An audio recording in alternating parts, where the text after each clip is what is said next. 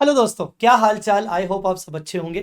CA final के वो बच्चे जो नवंबर 24 या फिर मई 25 अटेम्प्ट प्लान कर रहे हैं और जिनका फाइनेंशियल रिपोर्टिंग या तो हुआ ही नहीं है या तो फिर फाइनेंशियल रिपोर्टिंग से उनको डर लगने लगा है, बिकॉज पहले तो कर लिया था पर वो आज तक उस पर्टिकुलर सब्जेक्ट को कंपाइल ही नहीं कर पाए। अगर ऐसी चीज आपके साथ हो रही है तो ये वीडियो पूरा सुनिएगा। इस पूरे वीडियो में मैं आपको बहुत सारे सॉल्यूशंस भी देने वाला हूं और साथ साथ मेरा जो नया बैच आने वाला है एग्जाम ओरिएंटेड फुल कोर्स, उसके बारे में बताने वाला हूं। अगर आपको ऐसा लगता है कि एफआर हमें वापस से ज्वाइन करना चाहिए कि नहीं, हमें क्लासेस लेनी चाहिए कि नहीं, इवन अगर आप सोच भी रहे हैं, अगर आपने डिसाइड नहीं भी किया है, सो मेरी रिक्वेस्ट है आपसे ये वीडियो पूरा देखिएगा।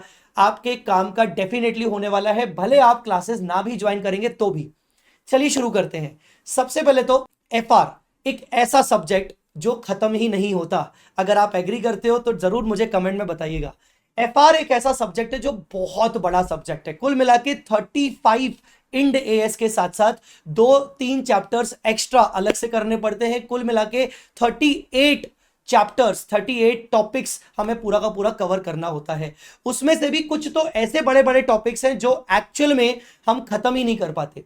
बच्चों देखिए, इस सब्जेक्ट के साथ ना प्रॉब्लम क्या है, ये सब्जेक्ट बहुत जबरदस्त है और हम सब जानते हैं कि शुरू से चाहे फाउंडेशन हो, 11th-12th क्लास हो, इंटरमीडिएट हो, हम मैक्सिमम बच्चों का अकाउंट्स फेवरेट सब्जेक्ट होता है और हमारी इस पर्टिकुलर सब्जेक्ट से उम्मीदें भी बहुत ज्यादा होती हैं। बट उम्मीदों पे पानी जब कब फेरता है, जब ये सब्जेक्ट हमसे खत्म नहीं होता या फिर खत्म होने के बाद हम इसको कंपाइल नहीं कर पाते। उसके बहुत सारे रीजंस हैं।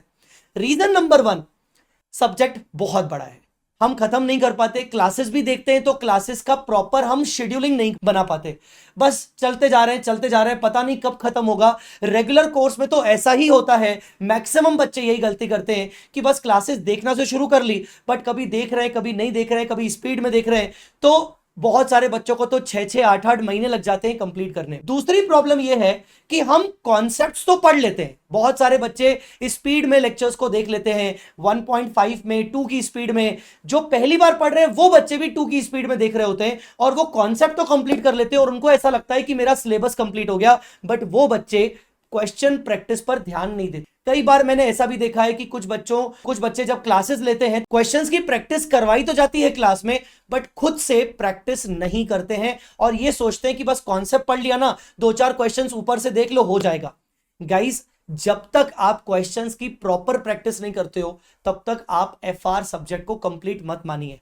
कॉन्सेप्ट आप कितना भी बार बार रिपीट कर लो, आप एग्जाम में नहीं लिख सकते हो अगर आपको क्वेश्चन को सॉल्व करने का अप्रोच ही नहीं पता है, आपको स्टेप्स ही नहीं पता कि अगर इस टाइप के क्वेश्चन आए तो मुझे क्या क्या करके आना है, कैसे कैसे स्टेप बाय स्टेप चीजों को करके आना है। ठीक है, सो ये दूसरी प्रॉब्लम है जहां पर हम कॉन्सेप्ट्स तो कर लेते हैं, कॉन्सेप्ट पर ध्यान देते हैं पर क्वेश्चंस पर ज्यादा ध्यान नहीं देते हैं। ठीक है, तीसरी चीज, बहुत सारे ऐसे टॉपिक हैं एफआर में जो एक्चुअल में प्रैक्टिकल ओरिएंटेड नहीं है, कैलकुलेशन बेस्ड नहीं है, थियोरिटिकल बेस्ड है और उनमें से कुछ टॉपिक तो इंपॉर्टेंट भी है जैसे इंड एएस 115। और वहीं पर बच्चा गलती करता है, वो सोचता है कि ठीक है ना, मैंने कॉन्सेप्ट पढ़ लिए, क्वेश्चंस को ऊपर ऊपर से कर लिया, दैट्स इट, अब मैं क्या, मेरा तो हो गया। राइटिंग प्रैक्टिस नहीं करते और ये गलतियों के कारण आइदर हम एफआर में अच्छे मार्क्स स्कोर नहीं कर पाते या फिर एग्जाम से पहले ही हमारा कॉन्फिडेंस पूरी तरीके से लूज हो चुका होता है। गाइस, ये बातें अगर आपको समझ में आ गई है तो मैं अब आपको सोल्यूशन बताने जा रहा हूं। सोल्यूशन इतना है, देखिए कुछ भी हो जाए हमें अच्छे नंबर लाने हैं, हमें पास होना है। अगर अच्छे नंबर लाने हैं, अगर पास होना है, हमें अगर एग्जामिशन भी टारगेट करना है, so guys I would say one thing importantly, do not only focus on concepts, और आइदर आई शुड से कि कॉन्सेप्ट एक बार पढ़ लिया ना, दैट्स इट। अगर आपको ऐसा लग भी रहा है कि कॉन्सेप्ट मैं भूल रहा हूं, बच्चों क्वेश्चंस पर ज्यादा से ज्यादा ध्यान दीजिए। आई मस्ट से ज्यादा क्वेश्चंस पर ध्यान दीजिए। अगर कॉन्सेप्ट एक बार भूल भी गए हो ना तो वापस से कॉन्सेप्ट पर वापस अपना टाइम वेस्ट मत करिए, आप क्वेश्चंस पर ज्यादा ध्यान दीजिए, उससे कॉन्सेप्ट आपका अपने आप रिवाइज हो जाएगा। ये है आपका solution number 1। Solution number 2, classes करने के दौरान मैक्सिमम बच्चे टेस्ट नहीं देते हैं, उनको टेस्ट देना चाहिए। या फिर चलिए क्लासेस आपने देख लिया, आपने टेस्ट नहीं दिया, कोई बात नहीं, जब एग्जाम आते हैं तो एग्जाम आने से पहले जब हम अपना फर्स्ट रिवीजन शुरू करते हैं उस टाइम पर हमें मॉक टेस्ट प्रिपेयर करना चाहिए, मॉक टेस्ट के अकॉर्डिंग हमें पढ़ाई करनी चाहिए। बच्चे मॉक टेस्ट नहीं दे रहे होते और यही होती है उनकी दूसरी गलती, जिससे उनका पूरा का पूरा कॉन्फिडेंस खराब हो जाता है। सो ये दो चीजों पर अगर आप अच्छे से ध्यान दोगे, नंबर वन, जहां पर आप क्वेश्चंस की मैक्सिमम से मैक्सिमम राइटिंग प्रैक्टिस करोगे, चाहे वो थियोरिटिकल चैप्टर हो चाहे वो प्रैक्टिकल चैप्टर हो। और नंबर टू, आप मैक्सिमम से मैक्सिमम मॉक टेस्ट देंगे। सर मिनिमम मॉक टेस्ट कितने देने चाहिए? मेरा मानना है अगर आप पोर्शन वाइज टॉपिक वाइज भी जाते हो तो आपको 4 टेस्ट तो देने ही चाहिए, ताकि आप अपना कॉन्फिडेंस अच्छे से बढ़ा सको इस एफआर में। सो ये आपको मैंने दे दिया सॉल्यूशन। अब यही सॉल्यूशन के साथ मैं लाया हूं अपना बैच, एक नया batch, FR exam oriented batch. ये एक ऑर्डिनरी सा फास्ट ट्रैक बैच नहीं है बेटा, ये एक complete course, full course exam oriented batch है। इवन वो स्टूडेंट्स जिन्होंने एफआर अभी तक नहीं किया, ये बैच वो भी बच्चे ज्वाइन कर सकते हैं, या वो बच्चे जिनको एफआर में करते हुए बहुत टाइम लग गया है, कॉन्फिडेंस नहीं है, अभी नवंबर अटेम्प्ट है, वो भी बच्चे ये एफआर का पर्टिकुलर बैच प्लान कर सकते हैं। ये बैच मैं 1 जून से स्टार्ट कर रहा हूं।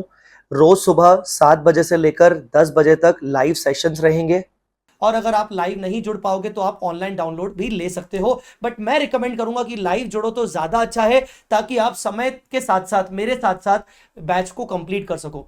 अच्छी अच्छी बातें क्या होने वाली है, नंबर वन, जो मैंने आपको सोल्यूशन दिए इस बैच पर, मैं आपका फोकस कॉन्सेप्ट में तो करवाऊंगा ही करवाऊंगा डेफिनेटली, पर उससे और ज्यादा मेरा फोकस होगा कि मैं आपको ज्यादा से ज्यादा क्वेश्चंस की प्रैक्टिस करवाऊं। यूं समझिए कि अगर मैं अपने रेगुलर कोर्स में, जो कि 260 आवर्स का होता है, उसमें मैं अगर 100% क्वेश्चंस की प्रैक्टिस करवाता हूं, तो यहां पर मैं मिनिमम 75 से 80% क्वेश्चंस की प्रैक्टिस करवाऊंगा। अलग से मैं सेपरेट प्रैक्टिस सेशंस लूंगा केस सिनेरियो एमसीक्यूज के, ताकि आपके 30 मार्क्स में आपका कॉन्फिडेंस आ जाए। जो 30 मार्क्स के एमसीक्यूज आएंगे उसमें आपका कॉन्फिडेंस आ जाए, वो भी मैं केस सिनेरियो एमसीक्यूज की प्रैक्टिस करवाऊंगा अलग से। इसके अलावा मैं इसमें 4 टेस्ट भी लूंगा, और 4 टेस्ट के मैं खुद चेक भी करवाऊंगा अपनी टीम से, ताकि आपको समझ में आ जाए कि आपकी गलतियां कहां हुई हैं। साथ ही साथ मैं खुद पर्सनली आप सबके डाउट्स भी सॉल्व करूंगा व्हाट्सएप पे। बाकी सारी डिटेल्स आपको मिल जाएंगी इस वीडियो के डिस्क्रिप्शन में, अगर आप जाएंगे तो आपको मिल जाएंगी, और vsmartacademy.com पे आपको इसके डिटेल्स मिल जाएंगी रिगार्डिंग प्राइजेस एंड ऑल। हाँ, एक बात बता दूं, एफआर मुझे जानता हूं कि एक ऐसा सब्जेक्ट है जो बाद में हो सकता है वापस से पढ़ना पड़े अगर हमारा रिजल्ट अनफॉर्चुनेट रहा तो मैं इसमें दे रहा हूं अनलिमिटेड वैलिडिटी विथ 2 व्यूज। सो इसमें भी आपको कोई चिंता करने की वाली बात नहीं है गाइस। अगर आप ज्वाइन करना चाहते हो तो 1 जून से ज्वाइन कर सकते हो। इवन दो अगर आपको लग रहा है कि मैं ज्वाइन करूं या ना करूं, तो आई मस्ट रिकमेंड कि आप 3 से 5 लेक्चर्स आप डेमो देख लीजिएगा, और डेमो देखने के बाद आप ये बैच ज्वाइन कर सकते हो। ठीक है, सो डेमो भी यूट्यूब पर आने वाला है, सीए जय चावला चैनल पे आने वाला है सुबह 7:30 बजे। अगर आपका एफआर प्रिपेयर नहीं हुआ है तो जरूर डेमो देखेगा, और उसके बाद जरूर अपने हिसाब से आप डिसीजन ले सकते हैं। सो आई होप आपको ये वीडियो पसंद आया होगा, आपको मेरे दिए हुए सॉल्यूशंस पसंद आए होंगे। लेक्चर्स करे ना करे, पर उन बातों पर जरूर ध्यान दीजिएगा जो मैंने आपको सॉल्यूशंस प्रोवाइड किए। सो गाइस, होपफुली आपको ये वीडियो पसंद आया होगा। अगर हाँ, तो आप इसको लाइक जरूर करिएगा और चैनल को जरूर सब्सक्राइब करिएगा। डेमो वीडियोस भी इसी चैनल पे आएंगे, और मिलता हूं मैं आपसे बाकी के अगले लेक्चर में। Thanks a lot, bye bye, take care, जय माता दी।